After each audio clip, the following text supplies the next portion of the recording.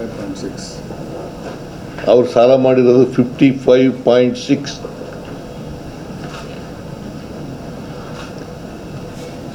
ನಾಚಿಕೆ ಆಗಬೇಕು ಬೇಡ?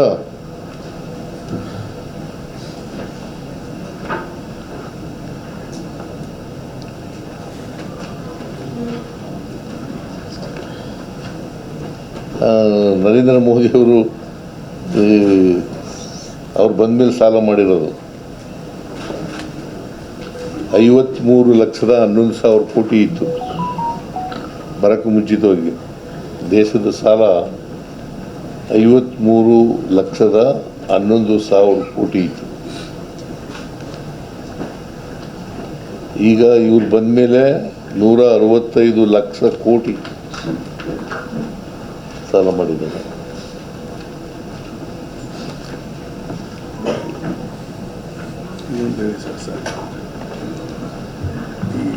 Dividend told sir, RBI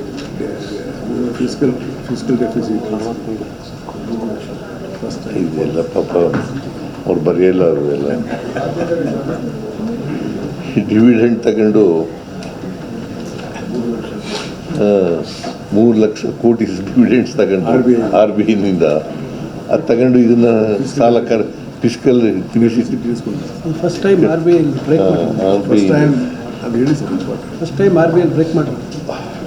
first time RBIನಿಂದ ರಿಸರ್ವ್ ಬ್ಯಾಂಕ್ ಆಫ್ ಇಂಡಿಯಾದಿಂದ 3 ಲಕ್ಷ ಕೋಟಿ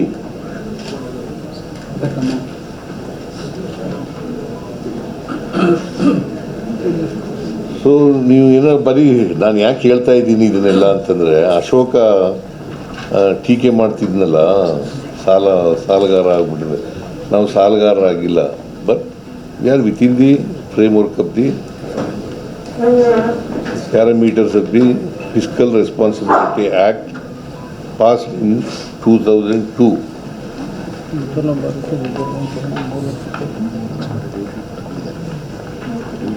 ಇವರು ಎಷ್ಟು ಸಾಲ ಮಾಡಿದ್ದದು ಇವರು ಬಂದ ಮೇಲೆ? 50,000 ಕೋಟಿ ಇದ್ದು ಈಗ ಅಲ್ಲ 8-9ರಿಂದ ಅಲ್ಲ 2018-19ರಿಂದ 22-23 ಸಾಲ ಮಾಡಿದ್ರಲ್ಲಪ್ಪ. ಎಷ್ಟು?